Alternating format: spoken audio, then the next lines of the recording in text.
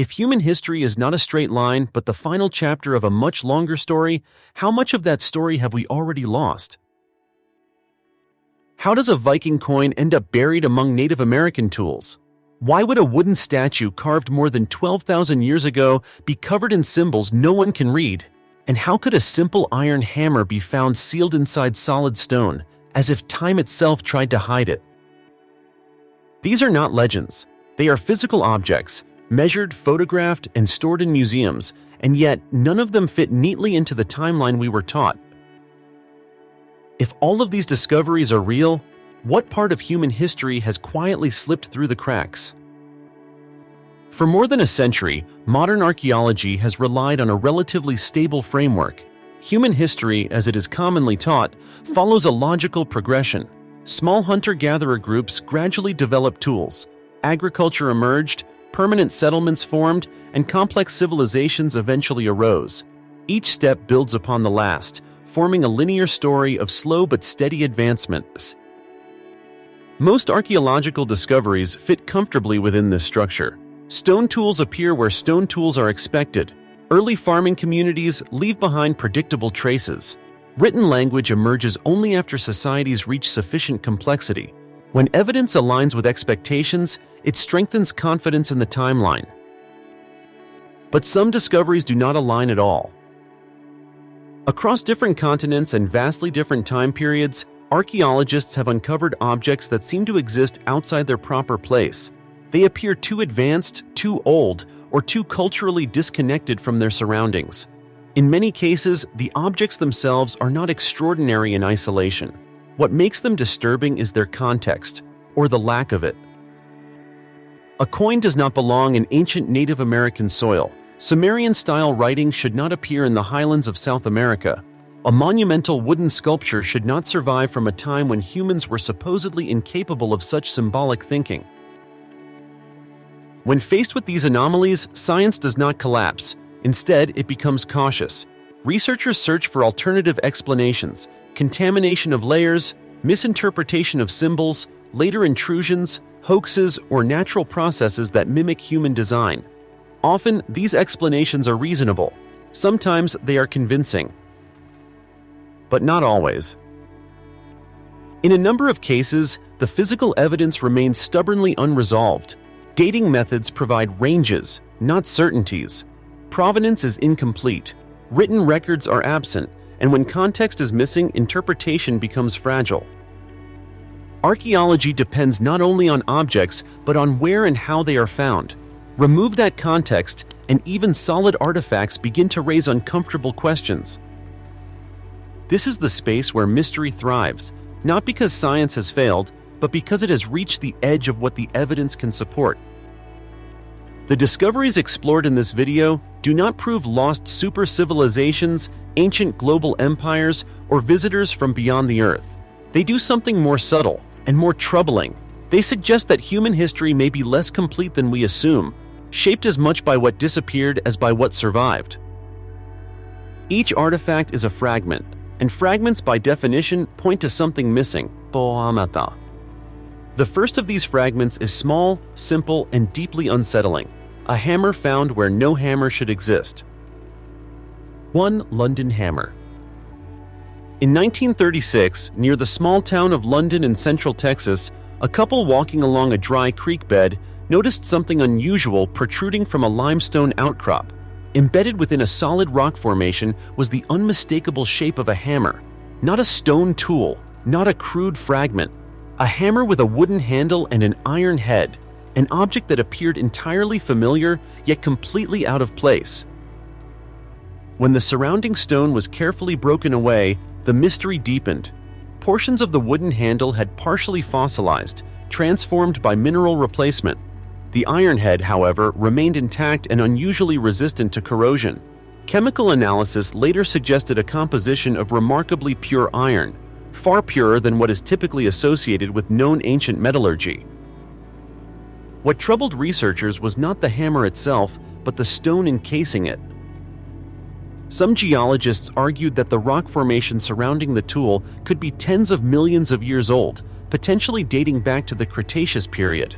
If that estimate were correct, the implications would be staggering. Humans were not supposed to exist, let alone forge iron tools, anywhere near that time. Faced with this contradiction, a more conservative explanation emerged. The hammer, skeptics argued, was likely a 19th century tool. The surrounding rock was not ancient bedrock, but a form of mineral concretion. Over time, groundwater rich in dissolved minerals can harden around objects, forming stone-like masses that resemble far older rock. In this view, the hammer did not predate humanity. The stone merely formed around it much later. On paper, this explanation is plausible. Concretions are real geological phenomena, yet the details remain uncomfortable. Why would such a process occur in a remote location, far from industrial sites or settlements? Why did the iron resist oxidation so effectively, even when similar tools from the same era have long since degraded? And why does the hammer's design appear more refined than many frontier tools of the period? The London hammer occupies a gray zone where certainty collapses. It cannot be conclusively dated by the stone alone. The object itself provides no inscription, no maker's mark, no clear cultural context. What remains is an artifact suspended between explanations, neither clearly impossible nor fully explained. Today, the hammer is often dismissed, sometimes ridiculed, and frequently ignored, not because it has been solved, but because it resists clean categorization. It does not prove an advanced prehistoric civilization. It does not require supernatural explanations, but it does expose a weakness in how history handles anomalies. When an object refuses to fit, the easiest response is to set it aside. But if history is built on accumulated evidence, how many inconvenient fragments have already been quietly removed? And if a simple hammer can raise this many questions, what happens when the anomaly is not a tool, but a written message from the wrong side of the world? 2. Fuente Magna Bowl. High in the Andean region of Bolivia, near the shores of Lake Titicaca, a large stone bowl was reportedly discovered in the mid-20th century. At first glance, it appeared unremarkable. Heavy, weathered, consistent with many ritual vessels associated with pre-Columbian cultures of South America. Nothing about its exterior suggested that it would become one of the most controversial artifacts ever found on the continent. The mystery lay inside because carved along the inner surface of the bowl were a series of symbols that did not resemble any known indigenous writing system of the Andes. Instead, the markings bore a striking resemblance to cuneiform, specifically the Proto-Sumerian script used in Mesopotamia more than 5,000 years ago, on the opposite side of the planet. This posed an immediate and deeply unsettling question. How could a writing system associated with one of the world's earliest civilizations in the Middle East appear in South America, a region believed to have developed entirely independently until European contact? If the symbols were authentic, the implications were profound. Either ancient peoples crossed oceans thousands of years before, accepted history allows, or knowledge traveled in ways that left almost no other trace. Both possibilities challenge one of archaeology's most fundamental assumptions, that early civilizations evolved in isolation. Unsurprisingly, skepticism followed quickly. Many scholars dismissed the bowl as a modern hoax or misinterpretation. Critics pointed out a critical weakness, the lack of clear archaeological provenance. The bowl was not excavated under controlled conditions. Its exact original location, depth, and surrounding context were never properly documented. In archaeology, missing context can be fatal to credibility. And yet, despite decades of scrutiny, the bowl has never been definitively proven fake. The stone itself is real. The engravings are physically present. Linguists disagree on whether the symbols are genuine cuneiform, an imitation, or something coincidentally similar. No tool marks clearly identify a modern origin. No confession has ever emerged. The artifact simply exists, awkwardly, stubbornly, and unresolved. The Fuente Magna bowl occupies an uncomfortable middle ground. It is too anomalous to accept easily, yet too tangible to ignore completely. It exposes a recurring tension in the study of the ancient world. When evidence lacks context, certainty becomes impossible. Perhaps the bowl is a modern intrusion, Perhaps it is a misunderstood local symbol system, or perhaps it hints at connections that history has forgotten or never recorded. What makes the bowl unsettling is not what it proves, but what it refuses to clarify. If writing itself could appear where it does not belong, then the next question becomes even more disturbing. What if the figures carved by the earliest societies were not symbolic abstractions at all, but representations of something they believed was real? 3. Ubaid lizard figurines. In the southern plains of ancient Mesopotamia, archaeologists uncovered a series of small clay figurines dating back more than 7,000 years. They are attributed to the Ubaid culture, one of the earliest known societies in human history, existing long before written language, formal cities, or recorded mythologies. At first, the figurines appear human in form. They have upright posture, arms held close to the body, and carefully shaped torsos.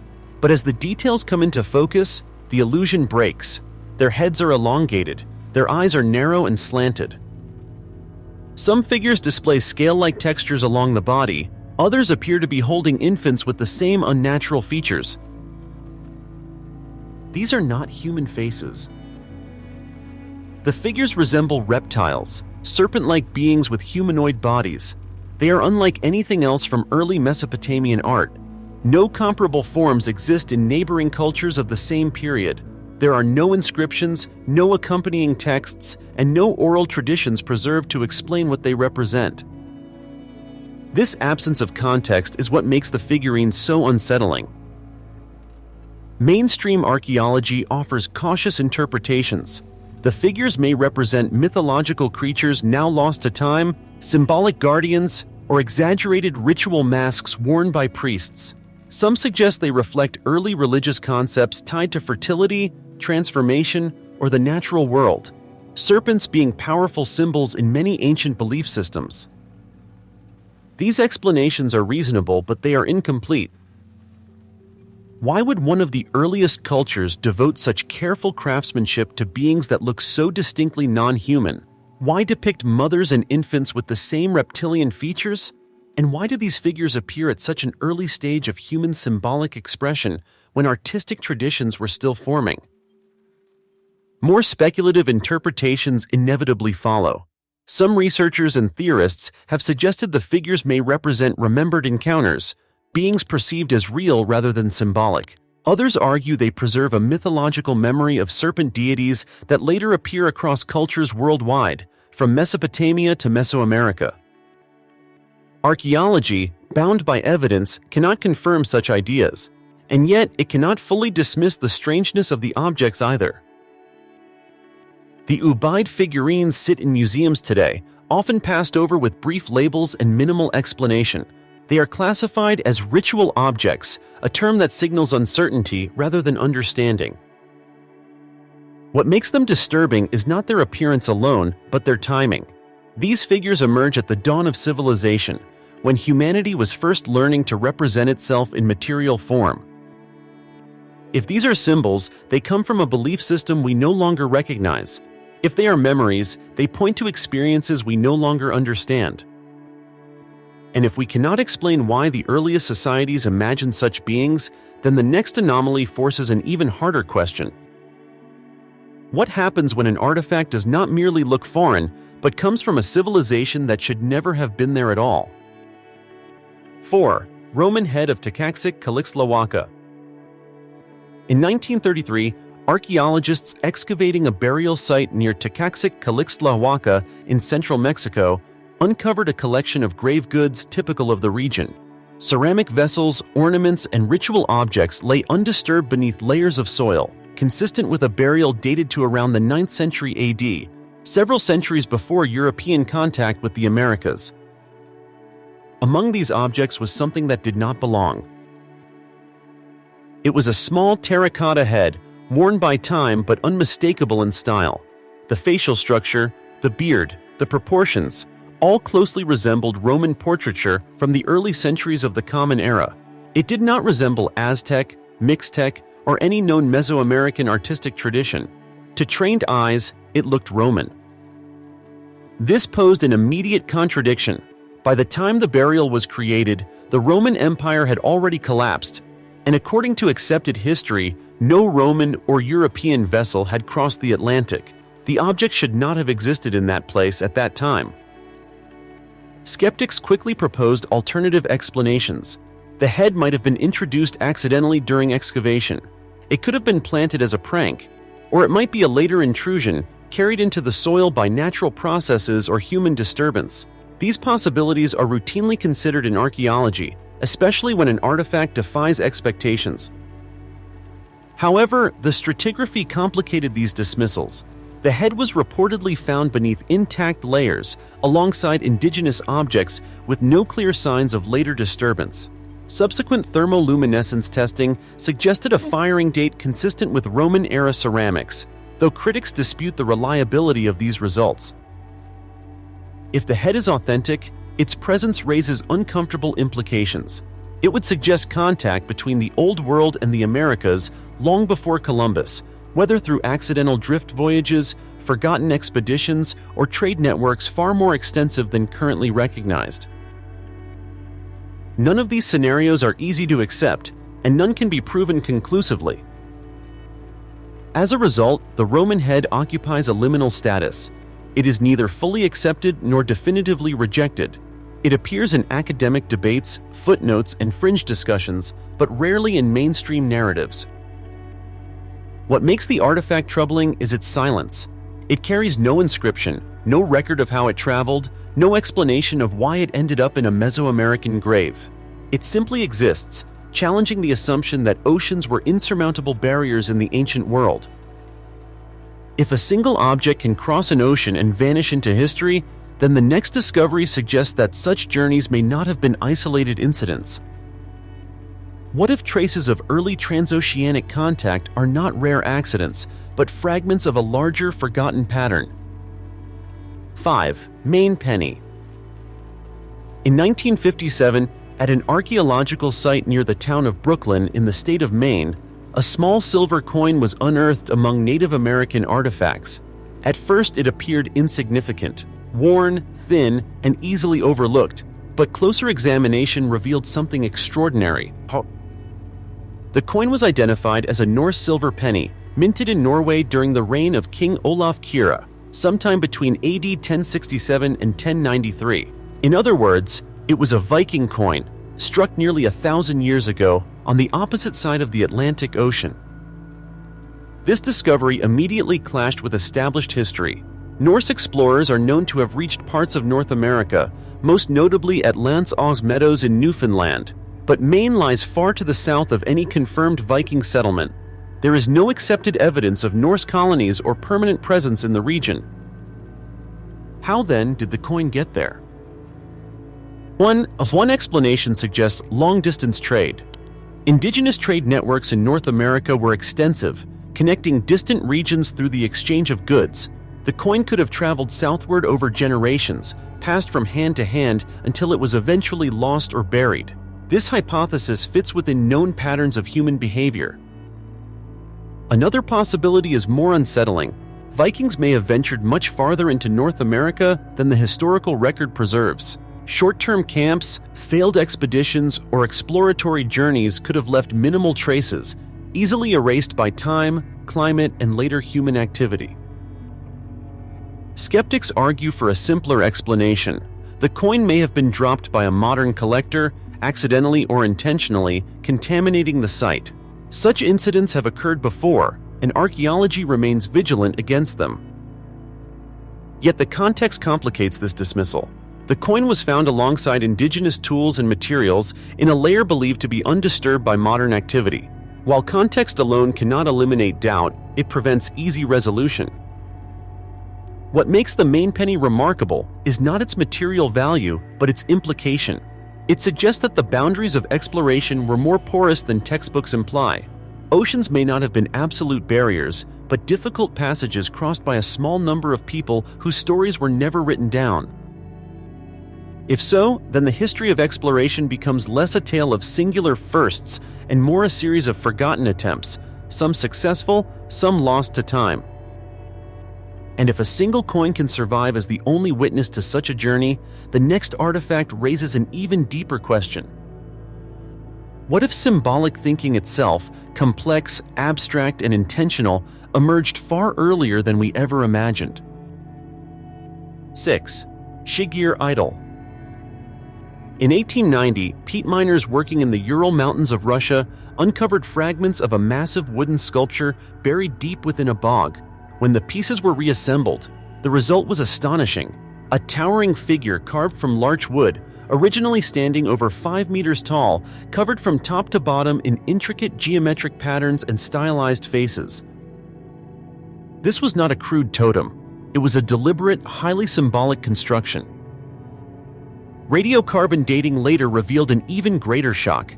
The Shigir idol is more than 12,000 years old, nearly twice the age of the Egyptian pyramids. It predates agriculture in most regions, predates metallurgy, and predates writing by several millennia. And yet it displays a level of abstract thinking that should not exist, according to traditional models of human development. The carvings are precise and repetitive. Zigzags, chevrons, straight lines, and faces stacked vertically along the body. Some researchers believe the patterns may represent cosmological concepts, layers of the world, ancestral spirits, or encoded narratives passed down orally. Others argue the symbols could serve as warnings, territorial markers, or mnemonic devices designed to preserve knowledge without writing. No one can read them. Wood rarely survives for thousands of years. The only reason the Shigir idol exists at all is because it was sealed in oxygen-poor peat, effectively frozen in time. This accident of preservation makes the idol an outlier, possibly one of many similar objects that once existed, now completely erased from the archaeological record. This raises a troubling possibility. If such complex symbolic artifacts were being produced 12,000 years ago, how much intellectual history has been lost simply because the materials used did not endure? The society that carved the Shigir idol left no villages, no tools distinctive enough to define them clearly, and no written accounts. All that remains is this single object, standing like a message from a culture we cannot name, speaking in a language we cannot understand. Mainstream archaeology does not deny the artifact's age or craftsmanship. The uncertainty lies in interpretation. Was this art, a ritual object, a map of beliefs, or a system of knowledge encoded in symbols? The Shigir idol does not challenge science with impossibility. It challenges it with absence. There is no context rich enough to anchor meaning, no comparative material to decode intent. It reminds us that intelligence and imagination did not suddenly appear with cities or agriculture. They were already present deep in prehistory, leaving traces that only rarely survive. And if one such object endured by chance alone, then the next discovery forces an unsettling thought. What if entire ceremonial landscapes, built not from wood but from stone, once existed before civilization, their purpose still unknown? 7. Karahan Tepe. In the arid landscape of southeastern Turkey, not far from the more widely known Göbekli Tepe, lies a site that until recently remained almost entirely unknown. Karahan Tepe, part of the broader Taş-Tepeler region, dates back to roughly 10,000 BC, a time when human societies were still classified as hunter-gatherers, not builders of monumental architecture. Yet what archaeologists uncovered here does not resemble a temporary camp or a simple gathering place. Dozens of stone pillars rise directly from the bedrock, carved rather than assembled, as if they were meant to emerge from the earth itself. Some are shaped like stylized human forms, others are arranged in circular or oval enclosures. Most unsettling of all are the carved human heads, life-sized faces protruding from stone walls, expressionless and abstract, watching over the spaces below.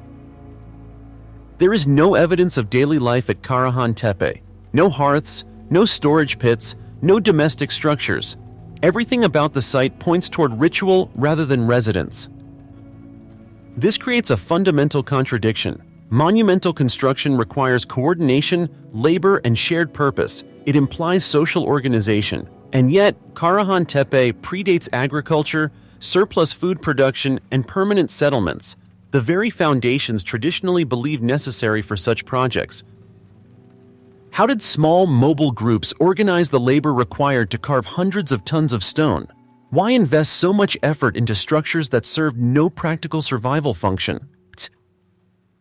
Some archaeologists propose that Karahan Tepe represents an early form of ceremonial center, a place where scattered groups periodically gathered for rituals, feasts, or shared belief systems. In this view, religion and symbolic behavior may have been the force that brought people together, not farming or cities.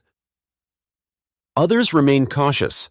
Without written records or clear iconography, interpretation remains speculative. The carvings do not tell stories in an obvious way. They suggest presence, identity, and ritual, but not narrative. What Karahan Tepe ultimately challenges is sequence. It suggests that complex symbolic spaces did not emerge after civilization. They may have helped create it. If humans were capable of such abstraction and coordination before agriculture, then the origins of civilization are no longer rooted in necessity alone. They are rooted in meaning. And if ceremonial landscapes like Karahan Tepe existed 10,000 years ago, the next discovery suggests that entire communities, complete with art and architectural planning, were already experimenting with form, symbolism, and space along the rivers of prehistoric Europe. 8. Lepenski Vir. On the banks of the Danube River, in what is now modern-day Serbia, archaeologists uncovered the remains of a prehistoric settlement that quietly disrupts many assumptions about early European societies. Known as Lepenski Vir, the site dates from roughly 9500 to 7200 BC, placing it firmly within the Mesolithic period, long before agriculture or urban life became established in the region.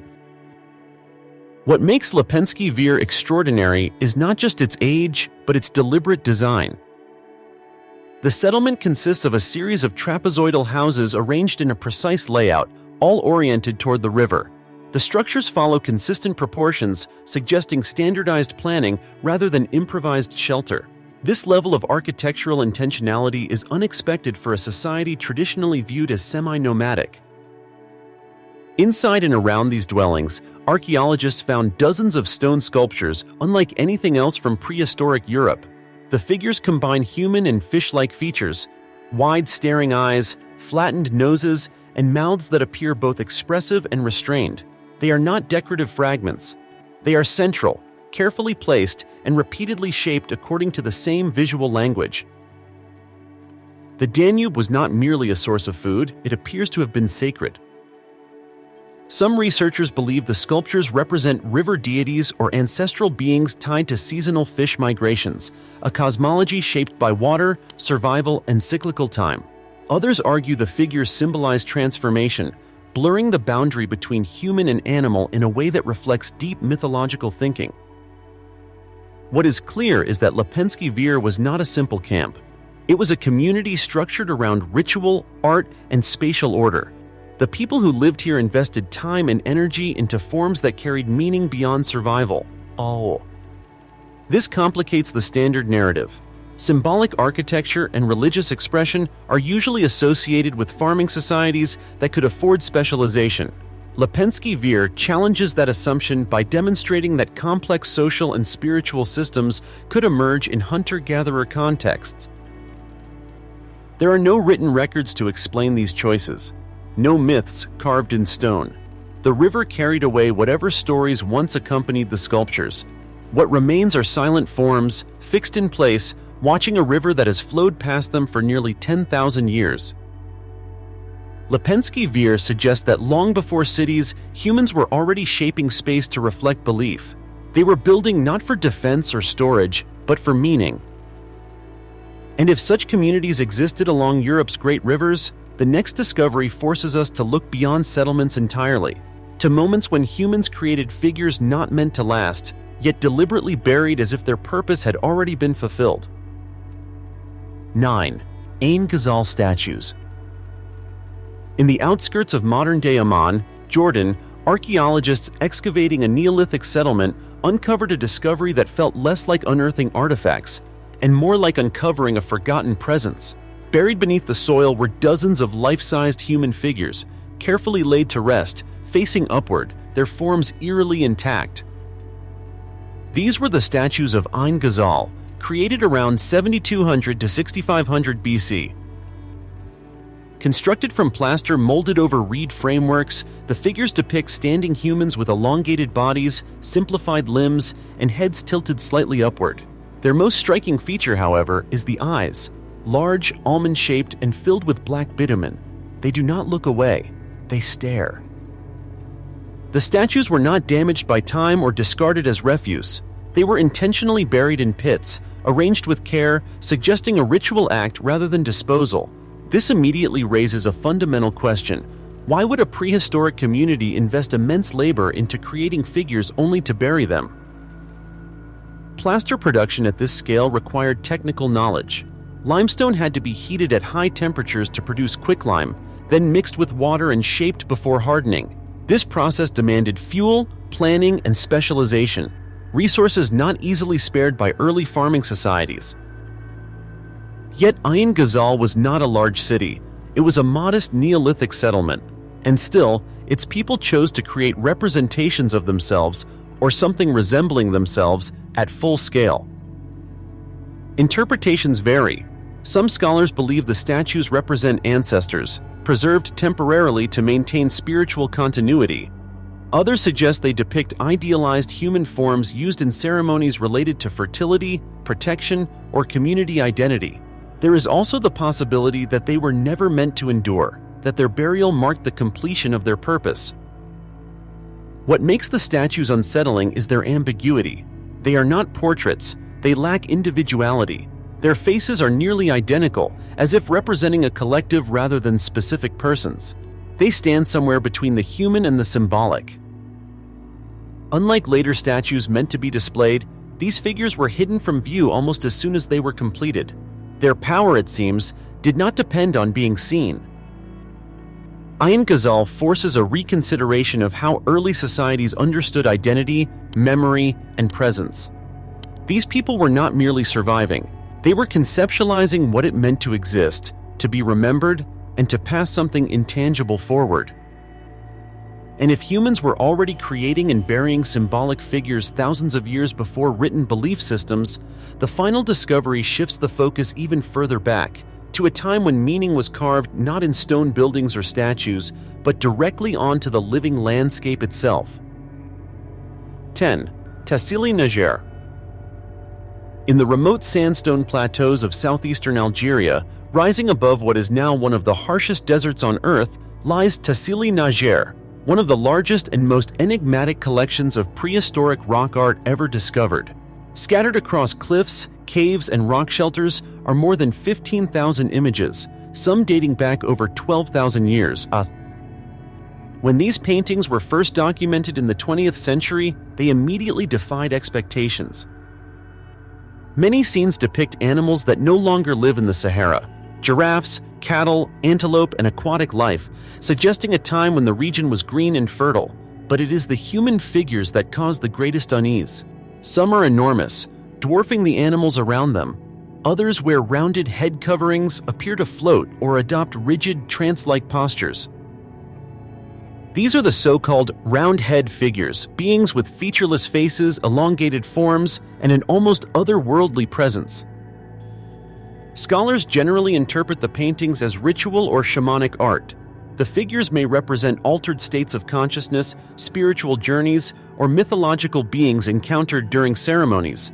Some scenes appear to depict transformation, with human bodies merging into animal shapes, suggesting belief systems rooted in metamorphosis and liminality.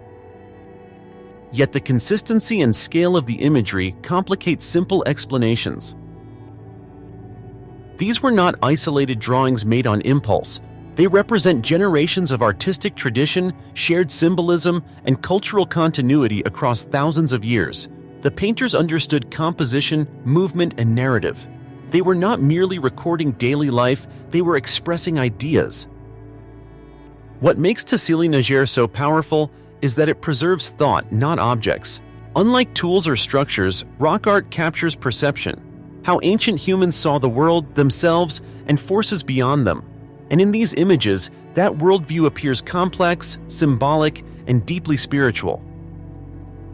There is no single interpretation that satisfies every detail. Archaeology can date the pigments and contextualize the environment, but it cannot fully reconstruct belief. The meanings lived in minds and voices long gone. Tassili N'Ajjer reminds us that long before cities, monuments, or writing, humans were already grappling with questions of existence, identity, and the unseen. They marked the land itself as a canvas for memory. And with this final discovery, a pattern becomes impossible to ignore. These artifacts are not technological outliers, they are cognitive ones. They point not to lost machines, but to lost ways of thinking. When history falls silent. 10 discoveries. 10 fragments pulled from different continents, different eras, and different cultures. On the surface, they appear unrelated. A hammer, a coin, a statue, a carving, a painting. None of them, taken alone, is strong enough to rewrite history. That is not their role. What they collectively reveal is something far more subtle and far more unsettling. Human history is incomplete. It is not a continuous record, but a reconstruction built from what happened to survive. Wood decays. Beliefs vanish. Symbols lose their language. Entire traditions disappear without leaving a name cell. Science offers reasonable explanations for many of these anomalies. Trade networks can move objects across great distances. Ritual art can take unfamiliar forms. Natural processes can preserve or distort context. In several cases, skepticism is justified. But skepticism does not erase the gaps. The Shigir idol shows that abstract thought flourished far earlier than expected. Karahan Tepe demonstrates that symbolic spaces may have existed before agriculture. Lipensky Vir and Ain Ghazal reveal communities organizing life around meaning, not just survival. And Tassili N'Ajjer preserves a record of inner worlds we can no longer access. These discoveries do not demand belief in lost super-civilizations or forgotten visitors. They demand humility. History is not wrong, it is unfinished. And if future generations were forced to reconstruct our world from scattered remains, without our languages, records, or context, how many of our own achievements would seem impossible? Also, perhaps the greatest mystery is not what ancient humans knew. It is how much of it we have already forgotten.